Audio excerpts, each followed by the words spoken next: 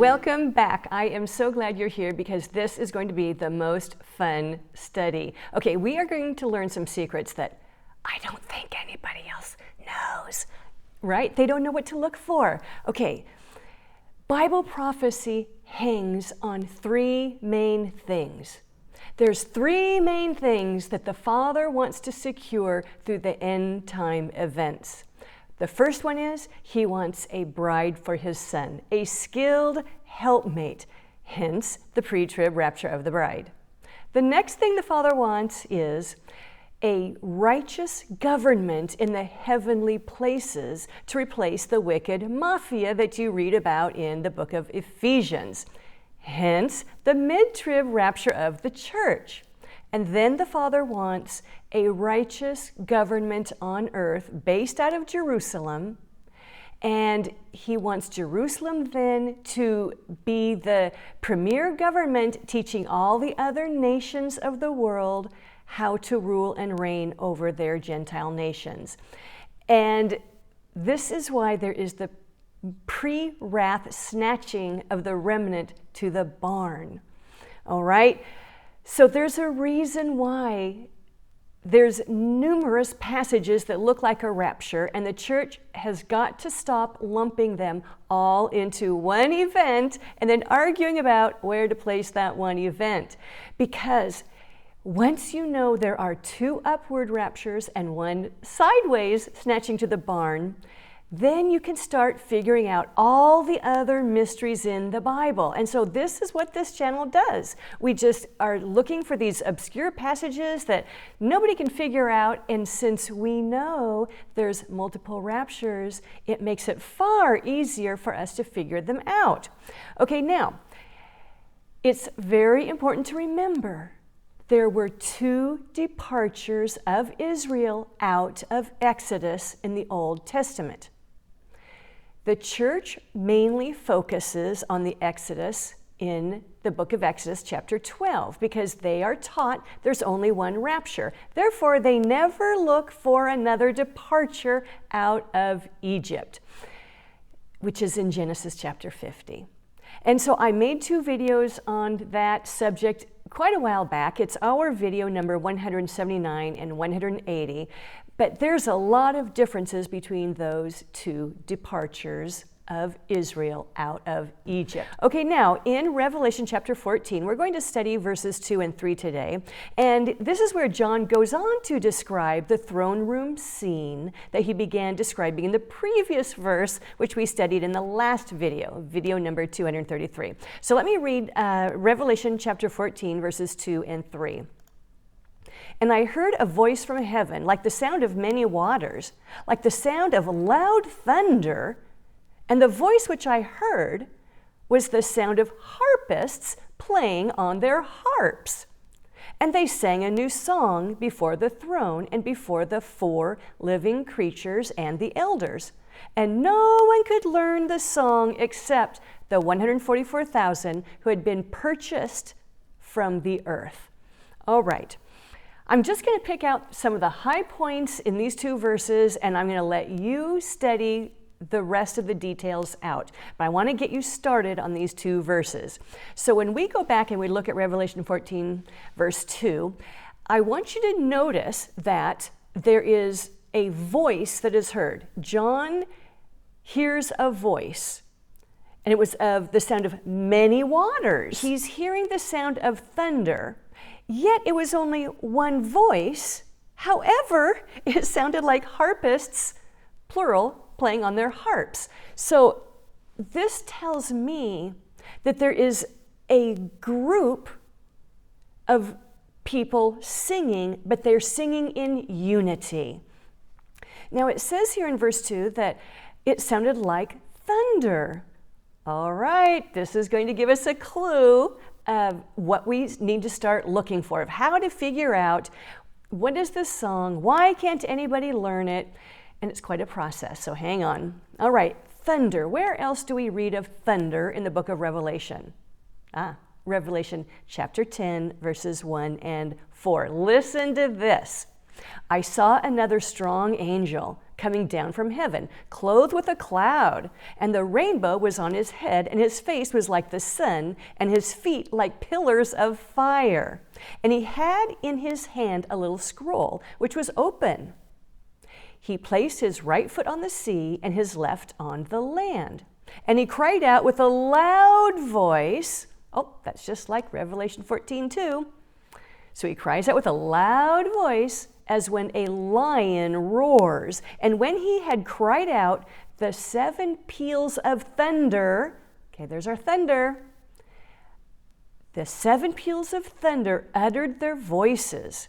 When the 7 peals of thunder had spoken, I was about to write, and I heard a voice from heaven saying, seal up the things which the 7 peals of thunder have spoken, and do not write them. Okay, what is so interesting about this passage is, this strong angel is the spirit of prophecy. We can tell by what he's doing. Many people think this angel is Jesus, but John was being very casual with this spirit of prophecy. And if this would have been Jesus, he'd have been falling down on his face again. But John was having, in Revelation 10, verses 1 through 4, an encounter with the spirit of prophecy. The 7 thunders, those peals of thunder, they were uttering voices. And I've made a video on this. I will put that in the description box. I can't remember which number.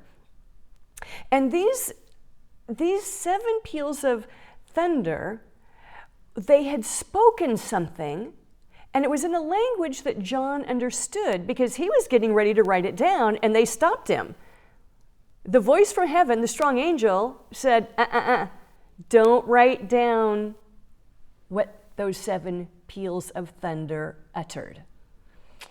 Phooey, wouldn't you like to know what they are? What were those words? So this means John understood what the 7 peals of thunder uttered, and he was ready to write it down, but he was told not to. Well, that's because if he would have written down what the peals of thunder said, then other people would have been able to learn it. All right, now I'm really confusing you, I can tell. What happened right after Israel crossed the Red Sea? You know, when Pharaoh was on their tail? Yeah, threatening them. Okay, so we know that Israel passed through the Red Sea safe and sound. Well, right after that event, all when they're safe and sound, Moses receives a prophecy. It's a song, and he writes it down, and he teaches the sons of Israel the words to it.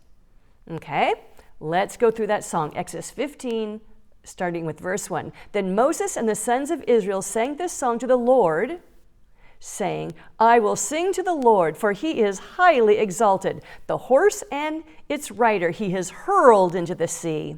The Lord is my strength and song, and he has become my salvation.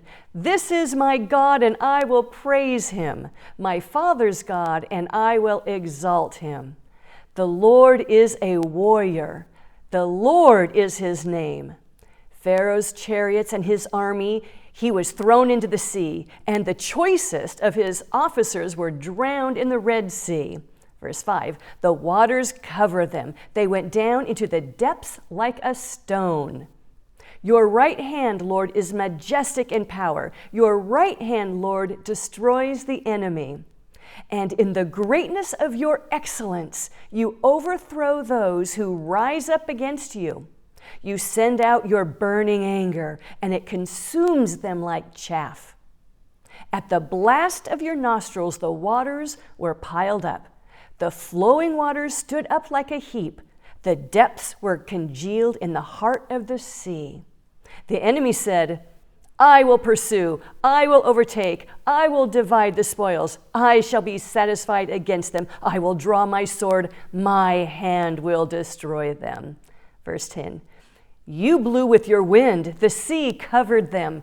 They sank like lead in the mighty waters. Who is like you among the gods, Lord? Who is like you, majestic in holiness, awesome in praises, working wonders? You reached out with your right hand. The earth swallowed them. In your faithfulness, you have led the people whom you have redeemed. In your strength, you have guided them to your holy habitation. Verse 14. The peoples have heard. They tremble. Anguish has gripped the inhabitants of Philistia. Then the chiefs of Edom were terrified. The leaders of Moab, trembling grips them. All the inhabitants of Canaan have despaired. Terror and dread fall upon them. By the greatness of your arm, they are motionless as stone until your people pass over, Lord, until the people pass over whom you have purchased.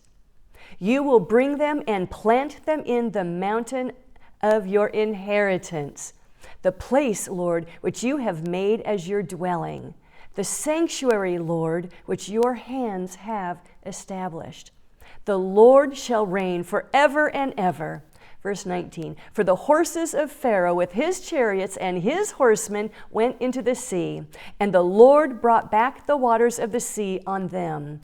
But the sons of Israel walked on dry land through the midst of the sea. Okay, what I suggest to you is that the song that the 144,000 sealed Jews are singing, that went up at mid-trib with the two witnesses, with the lukewarm church that woke up and got hot and passionate for God, they went up in mid-trib also. And all the converts that were made during that first half of the tribulation, they all went up mid-trib per Revelation 12:5. But now, the 144,000, they get this very special privilege of receiving a prophecy, a song that was not written down. It's going to be given to them. They are the only ones that it's going to be given to. And that song is going to contain how God enabled the church to be protected and raptured up at mid-trib and preserved. How they are going to cross over the Red Sea at mid-trib through the atmosphere, where the beast's 2/3 of his armies will still be up there. 1/3 is thrown down. They're going to have to contend with that 1/3 before they go up mid-trib. Stop here. Why do you think the red dragon only sends down 1/3 of his armies that were in the atmosphere? Well, he learned a lesson. He got a pretty big beating there in Exodus chapter 14 and 15 by sending all of his armies of Egypt out after Israel, because they all got drowned in the Red Sea. So he learned a lesson, and in Revelation we see that he only sends down 1/3 of his wicked angels, trying to stop that mid-trib rapture of the church. Okay? So the 144,000, the two witnesses, the whole church, they go up mid-trib. The bride went up pre-trib. So now this is just dealing with mid-trib. The church, they go up, and the 144,000 are going to receive a prophecy. They're going to learn a song. Who are they going to learn a song from? It won't be Moses teaching them. What did Moses say to the nation of Israel before he died? He said, God will raise up for you a prophet like me from among your countrymen. Well, that prophet is Jesus Christ. It will be Jesus teaching the 144,000 that victory song. And they are going to be singing it at that throne room scene. That the church is going to, when they're raptured up to the throne room, they are going to be at that scene that John is talking about in Revelation chapter 14, verses 1, 2, and 3.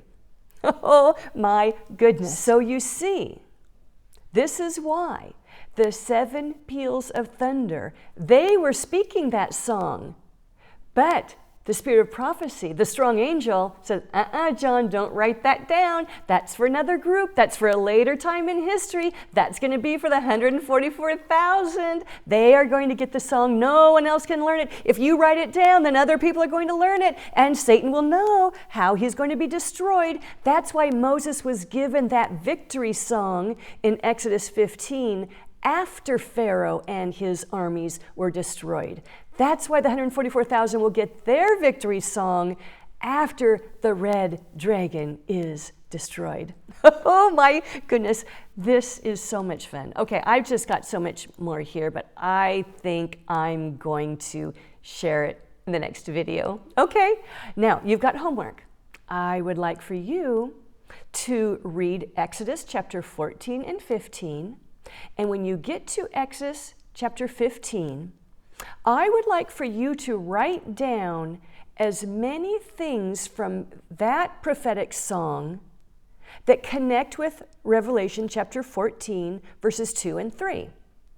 Okay? So just keep Revelation chapter 14, verses 2 and 3 written down on one side of the paper, and then go through and start reading that Song of Moses and start connecting phrases from that Song of Moses that he taught the Israelites to sing, that victory song, and connect them with Revelation chapter 14, verses 2 and 3.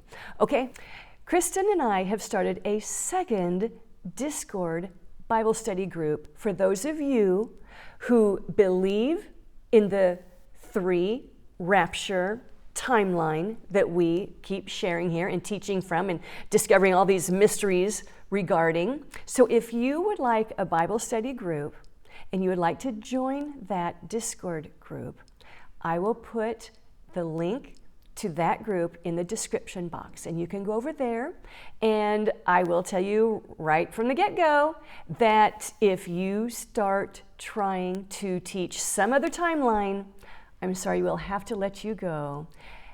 We are reserving this particular Discord Bible study group for those who do understand the timeline that we keep teaching, so that you can study these things out further as a group and discuss these messages between each other and your findings. And Kristen and I will pop in and check in on you and contribute, but we want to give you a place to fellowship and study together and get to know each other. We will try and keep it small. So if you're interested, we would love to have you.